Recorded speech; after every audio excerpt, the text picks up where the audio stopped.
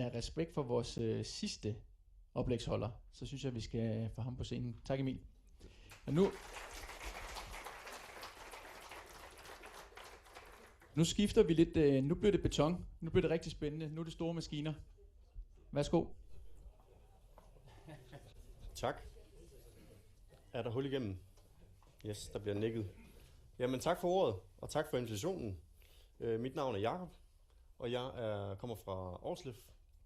Og jeg til daglig sidder og projekterer geotekniske konstruktioner, forskellige art, blandt andet pælekonstruktioner, og blandt andet også betonskruepæle.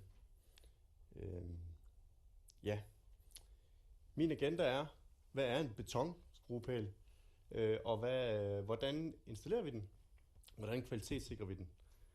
Og tredje punkt er det udviklings- og testarbejde, som har foregået og sådan set også pågår endnu. Og så lidt omkring geoteknisk baggrund og eftervisning. Der er lidt paralleller til nogle af de ting, vi allerede lige har drøftet i plenum her. Og så er det sidst anvendelsesområdet, og det er lidt noget andet end det, vi lige har hørt om. En betonskruepæl ser således ud, eller i hvert fald bunden af den, og den adskiller sig på flere punkter fra stålskruepæle. For det første er det et andet materiale. Der er dog også stål i, som I kan se på spidsen, men dens geometri er noget anderledes. Den er større, meget større, og den er også den har den afgørende forskel, at der er gevind på hele længden. Modsat det, vi lige har set, hvor det er helixplader, enkelt stykker, 2-3 stykker, eller det er en lille del, der har det her kontinuert gevind. Den her har kontinuert gevind på hele længden.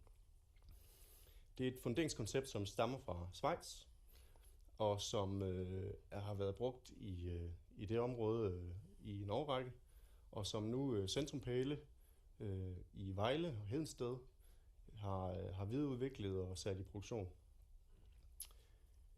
Det er en funderingspæl af beton. Det er en støjsvag, vibrationsfri løsning, så det er det, der ligesom adskiller den fra de eksisterende funderingsløsninger af beton, vi har nu. Så installerer man med en borerig, ligesom man installerer en karmskrue med en boremaskine. Men systemet det kan altså sammenlignes med traditionelle typer af pælefundering, det vil sige borede pæle, rammede pæle af beton. For så vidt også de store rammede stålpæle. Ja, jeg glemte lige at sige, at når vi installerer den, så har vi så pælen den er hul, og der er sådan en drivstang, som kalder vi den, som er den orangebrune i billedet, som går igennem hele pælens længde, hele vejen ned til spidsen, og har fat i både spids og pæl i sådan et fjer-nord-system hele vejen. Og ja, så skruer man simpelthen bare ned. Den har en diameter på kroppen på 487 mm. På gevindet, udvendigt på gevindet. Kroppen er 377, og indvendigt er den så lidt mindre, 216. Og det synes at være nogle lidt arbitrære størrelser, men det er egentlig affødt af, at man fra det koncept, der var i Schweiz, til det koncept, vi har i dag, der skalerede man ned i den her drivstang, så man havde en kapacitet på drivstangen, der svarede til kapaciteten på en borerig BG28, som af navnet har en kapacitet i torque på 280 kN. Og så har man lagt den mindst mulige betonkrop uden på det. Og deraf kommer så de her lidt arbitrære mål. Men altså godt en halv meter i diameter, det er det vi har. Og så en kvart meter i stigning på gevindet per omgang. Udvendigt på dæklagen er der udvendigt på betongen er der et dæklag til hovedarmeringen til forskydningsarmering på 35 mm, svarende til aggressiv miljøklasse eller miljøforhold. Og indvendigt lidt mindre, svarende til moderat. Så det vil altså sige, hvis man vil kunne opfylde aggressiv miljø indvendigt, så skal man gøre noget. Og det kunne for eksempel være at fylde noget i, som gør, at det er tæt. Det er beton C50, der er 8 styks Ø12 jern i, og der er en spiralbøjle i på en 8 mm i diameter. Sådan her ser sortimentet ud. Der er pæle i 8 meters længder som standard. De har en kobling i begge ender, sådan så man kan koble den ene ende på en spids, som ses øverst, og så kan man sætte flere pæle oven på hinanden, koble på den måde. Man kan også få toppæle i 6, 4 og 2 meters længder. Og så er det også muligt at få specielt lavet pæle uden gevind eller med delvist gevind. Og de kan komme i spil der, hvor man har betydende negativ overflademodstand, hvor man så kan reducere det. Og man kan sågar også sprøjte bitumen på det glatte stykke, som man kender det fra traditionelle rammede pæle, for at reducere den negative overflademodstand. Her er lige et udvidet Danmarkskort med nogle prikker på, for at lige vise, hvor vi har været henne med de her betonskruepæle til i dag. Det har været mest i det østjyske, lidt på Fyn, lidt på Sjælland, og en grå en, der er på vej på Sjælland, vi har i pipeline. Og så 3 projekter i det tyske, foruden det, som er foregået i Schweiz tidligere. I de her projekter, der har vi i alt lavet 3 statiske prøvebelastninger i træk, og 10 i tryk. De fleste af dem i Danmark. Og det, som vi har erfaret indtil nu, det er, jamen betonpæle er i almindelighed en simpel og traditionel konstruktion. De bærer på den måde, som pæle nu gør, med at levere last til jorden via en kombination af overflademodstand og spidsmodstand, eller måske kun overflademodstand. Så på den måde virker de statisk som andre pæle. Beton er velanvendt, velkendt i forhold til levetid og sådan noget, og så videre. Hvad er det tema, vi lige har vendt? Installationskvalitetssikring. Her ser vi et billede af en installation, hvor vi også kan se, at der står nogle pinde tæt på bygningen, og en mulighed med det her system er også, at man kan komme ganske tæt på bygningen og fundere uden vibrationer, uden støj for dem, der sidder inde og spiser frokost på den anden side af vinduet. Så man der er nødt til at bede om at lukke vinduet, for ellers kan man altså ikke lige komme til. Så det er en kvalitet ved det her system, det er, at der er ikke alt det støj, som man har ved de rammede pæle. Selv de borede pæle støjer rigtig meget, når de skal tømme borespanden for materiale.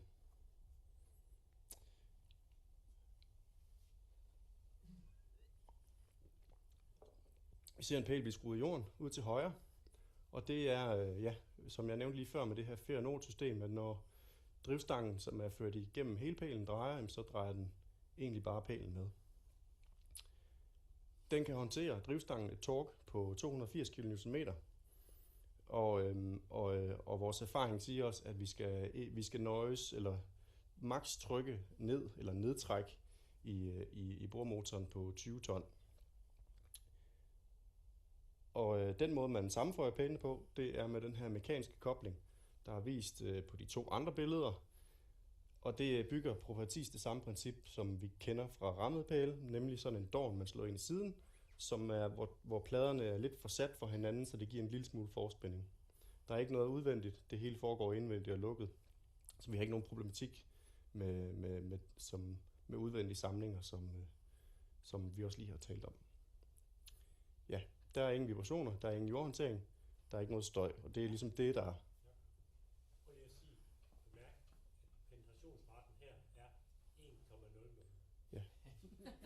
Det er rigtigt. Som Ole påpeger her fra salen, så kan man tydeligt se ved at kigge på gevindet, at pælen den følger en nedsynkning per omgang svarende til pitchen eller stigningen på gevindet.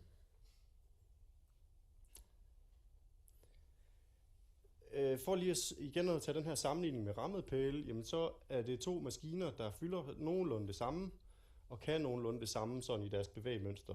Så det vil sige, at steder, hvor man kan lave rammede pæle, kan man også lave skruede pæle. Og det er den her maskine, vi anvender, der hedder en Bauer BG28. Mindre kan også bruges, og andre maskiner end Bauers kan også bruges. De ser således ud. Det, som vi gør, når vi installerer for at optage data og lave kvalitetssikring, det er, at vi bruger maskinens egen Measured While Drilling data, som vi får direkte fra boreriggen af. Og med det kan man så trække alle de her data ud, som for eksempel torque og pitch og hastighed osv. Men fordi maskinen også er så stor, som den er, og har de kræfter og de her styringsmekanismer, som den har, så har der også en rigtig god kontrol over den her pitch. Altså den kan styre helt præcist, at den følger den her 250 per omgang, som er svarende til gevindstigning, som vi ser på den blå linje helt ud til højre. Og omvendt kan vi så også styre, hvis vi vil gerne bore os igennem et lag længere op, inden vi kører op på fuld pitch lidt længere ned i dybden. Med det her data er det så også muligt at anerkende eller genkende lavgrænser, og man kan også anerkende, at 2 pæle er sammenlignelige. En testpæl er sammenlignelig med en produktionspæl eksempelvis. Det kan se sådan her ud, når vi laver en journal med de her diagrammer, hvor man har i dybden har man så forskellige torque, pitch, nedtræk, rotationshastighed. Der kan også være, det er ligesom de 4 hovedpunkter, der er at smide på. Så den sidste figur dernede, nederst, som går sådan vandret, det er dybde versus tid. Så ved man, hvor lang tid det har taget at installere en pæl. Godt. Udviklings- og testarbejde. Det man ser på billedet, det er en klargjort armeringskurv på fabrikken i Hedensted, som er lige klar til at blive puttet ind i formen, så den kan støbes. Og det man ser enden her, det er så den her koblingsende, hvor vi har de her ekstra gevind, eller ekstra armeringsstænger, der går ud igennem pælen. Formene ser sådan der ud, og det er dem liggende forme, som skaber den her gevindform, når betonen bliver støbt. Og det i Schweiz, der lavede de det, de havde stående forme, og så fik de sådan lidt kvaliteten i toppen af formen var ikke helt den samme som i bunden, hvor det Centropæl gør, det er, at de pumper betonen ind i lukkede form i stedet for, og så kan de så åbne formene og fjerne pælen bagefter. Det som har været, altså det er en meget, meget avanceret proces, og det har krævet, de har gjort det på den måde, at de har lavet en meget høj grad af automatisering, og det gør, at de kan få en meget ensartet kvalitet af de pæle, de støber. De har også skulle øve sig, tror jeg godt, jeg kan sige, i at udtrække den her dorn i midten, som skaber den hule kerne lige på det rigtige tidspunkt, så den ikke hænger fast, og så ikke betonen heller falder sammen. Men det er blevet rigtig god tid, og det spiller. Og det kører mere eller mindre fuldautomatisk. Så har vi gjort nogle tiltag for at sikre integriteten af de her pæle. Vi har udviklet en form på den det indre drivspor, som gør, at vi kompenserer for det vrid, som drivstangen får under et bestemt torque. Og det gør simpelthen, at vi får den her jævne kraftoverførsel til pælen, når at vi er oppe på 28 Nm torque, så vil den her drivstang, så vil den altså vride en lille smule. Og det er der så kompenseret for. Og vi har selvfølgelig testet det ved en ægte pæleinstallation, men vi har også lavet sådan en torsionsstand, kalder vi den, hvor vi kan simulere det ved at lægge pælstykke op på nogle bukke, drivstangen igennem, og så påvirke den her vridmoment. Et andet ting, vi har gjort, det er at grave en pæl op. En relativt kort pæl, ganske vist, for ellers var det med opgravning ikke så nemt. Den var 6,5 meter lang, plus spids, så det vil sige næsten 7. Og det gjorde vi, fordi der blev stillet spørgsmålstegn ved, jamen, hvordan ser det der gevind egentlig ud, når det er kommet i jorden, og hvordan ser det ud, når det er blevet belastet. Så vi gravede den op. Der skulle lidt knokleri til at få skrabt al jorden af. Det var vældig kompakt imellem gevindet.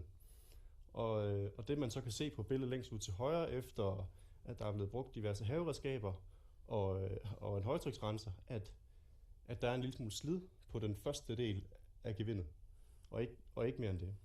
Ellers var alt intakt. Den pæl her, den er både blevet installeret og prøvebelastet til brud i jorden. Altså, jeg tror det er 760 kN i tryk, den har været trykket med den der. nu til det allersjoveste. Nemlig den geotekniske bageovn her, hvor der er vist et billede fra en statisk prøveblæsning, hvor vi har en pæl, der er gemt ind i midten, nogle bukke på tværs, modholdspæle under, med G-stænger, der sidder op, og så en trykkraft, en trykdorn under den midterste trykpæl. Inden alt det her, der er der blevet udarbejdet, der er blevet lavet nogle modelforsøg foranlediget af udviklingen af produktet i Schweiz, hvor man har lavet 1-100 i centrifugeforsøg, hvor man har sammenlignet en skruepæl i skala med en glatpæl i skala. Samme udvendige diameter, 5,5 på gevindet, eller 5,5 på den glatte pæl. Og det man ser, det er, at der er en væsentlig forøgelse i bæreevne ved at fjerne noget materiale. Det er jo rigtig interessant. Ja. Det som vi lægger op til, når vi projekterer de her betonskruepæle, det er, at vi benytter normen, som den er, og bruger de regneregler, der er for pæle i ler, i hvert fald med geostatisk beregning, og betragter det som en fortrængningspæl, altså fuldstændig som en rammet pæl. Så bruger vi overflademodstanden. I overflademodstanden bruger vi den udvendige gevinddiameter, de her 487, og for spidsmodstanden der bruger vi så kun kroppens diameter. Og det, i forhold til de statisk prøveblæsning, vi lavede, så har det været på en sikker side. Og det viser jeg lige her. Her ser man data for pæle med spidsen i ler, hvor vi har været involveret i designet. Det inkluderer også nogle egentlige testpæle, kun til at teste på, som ikke var en del af nogle projekter. Begge dele er inkluderet. Og det man kan se på x-aksen, det er den målte brudbæreevne, og det man kan se på y-aksen, det er så den beregnede bæreevne, geostatisk beregning, ud fra det jeg lige sagde før.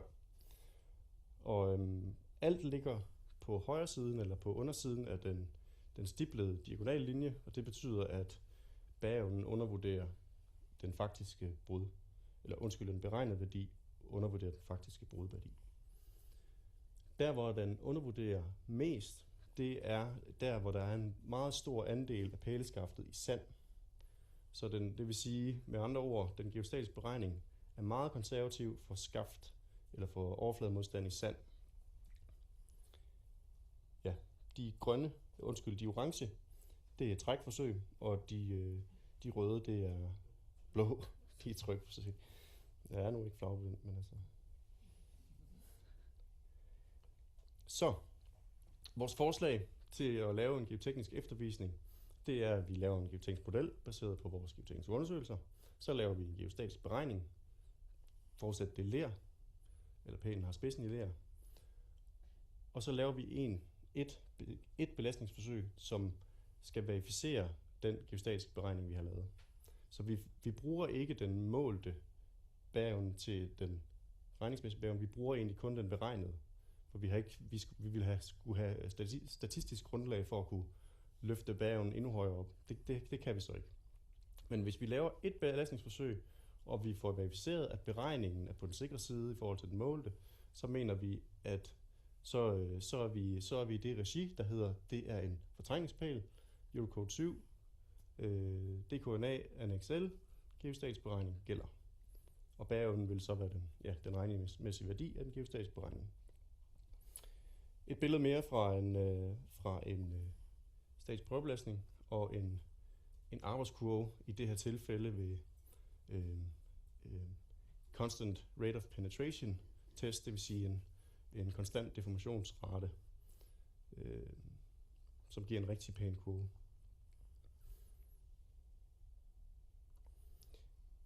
Ja. Desværre så er det jo sådan, at statiske prøvebelastninger, især i tryk, de er rigtig dyre. Og det er lidt en hæmsko for systemet, så vi arbejder med at udvikle testmetoder, hvor vi kan skære nogle af de her omkostninger lidt ned, og også give en lidt større fleksibilitet. Det simpleste, det er at lave et trækforsøg i stedet for et trykforsøg til at eftervise en trykbæreevne.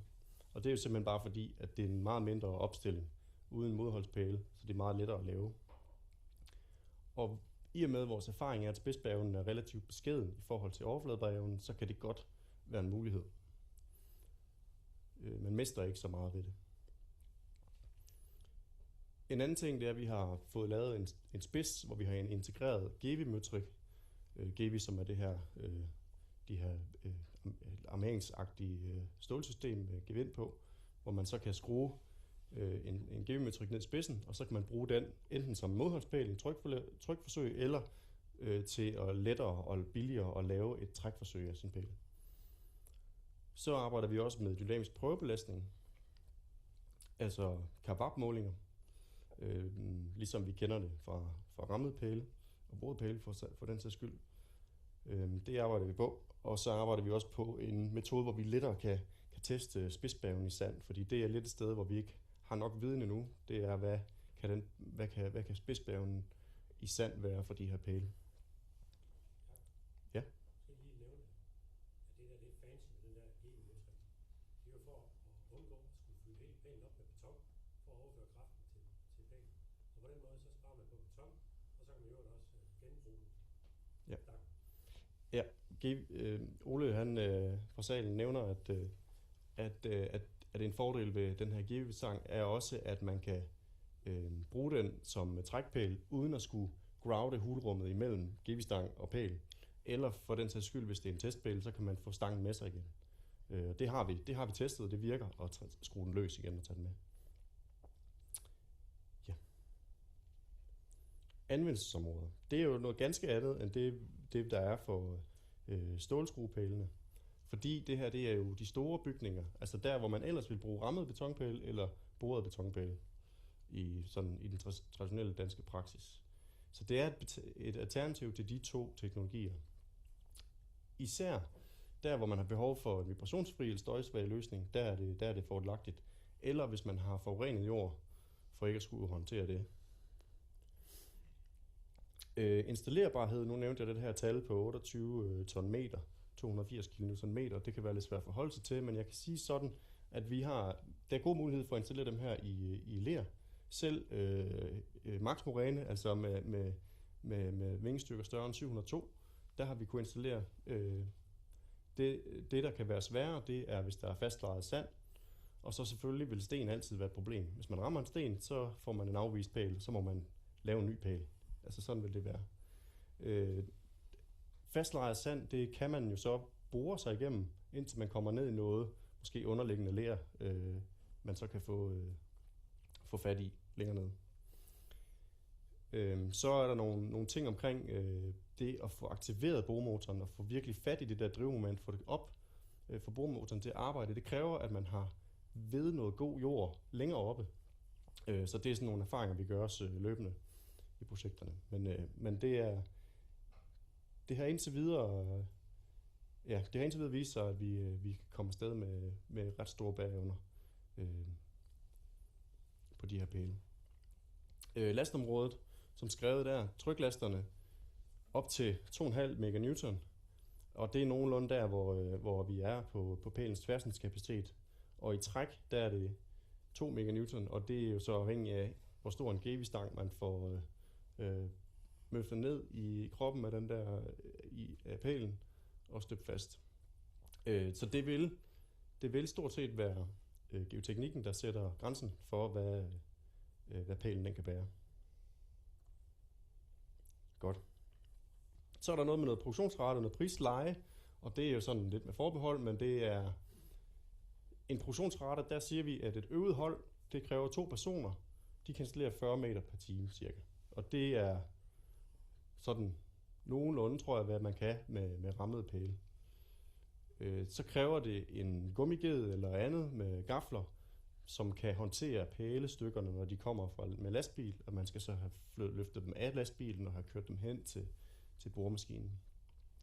Prisleje, hvis vi siger, at en boret pæl, den koster et beløb, som er 100%, så koster betonskruepælen omkring 80%. Måske lidt mindre. Det her det er nogle tal fra et af de første projekter. Det er jo noget, der forhåbentlig så bliver det jo billigere, jo bedre erfaringer vi får med det. Og det er vel at mærke inklusiv, vi har lavet belastningsforsøg i tryk, som er en dyr post. Og det er også eksklusiv jordhåndtering, altså det er kun for pælen. Og hvis det så er forurenet jord, jamen så betaler det jo rigtig meget for skruepælen. Rammet pæl vil altid være den billigste. Så kan man tåle vibrationer, kan man tåle støjen, så vil rammet pæl være billigst. Sådan vil det være. Så for lige at summere det op, så har vi altså et pælsystem, som reducerer de her miljøpåvirkninger, støj, vibrationer, ingen jordhåndtering, mindre betonforbrug, mindre plaststøbning, altså in situ. Og mindre betonforbrug, det giver sig selv, fordi vi har fjernet noget ved at lave gevind på pælen, og så har vi også fjernet hele den hule krop. Og vi har lavet nogle vigtige tekniske udviklinger, blandt andet det her asymmetrisk drivbord og en mekanisk kobling, som gør, at det her det fungerer rigtig godt i praksis. Så har vi test, der bekræfter, at vi kan opnå rigtig høje bæreevner. Og vi fortsætter med at produktudvikle, især inden for det her testområde, med at gøre det mere effektivt.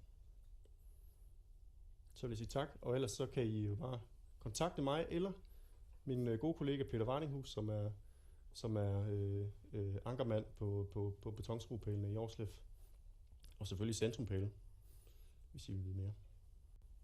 Det var ordene.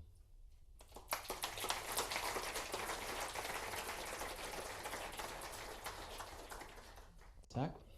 Nogen?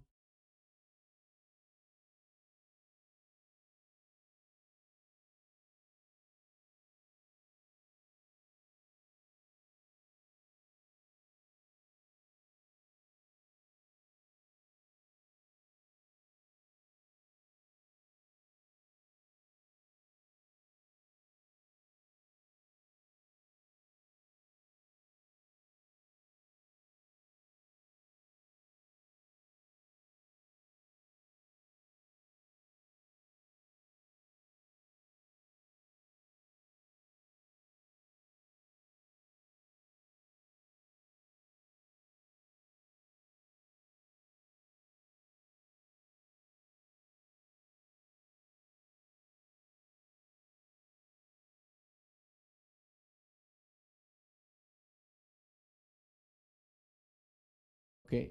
Af respekt for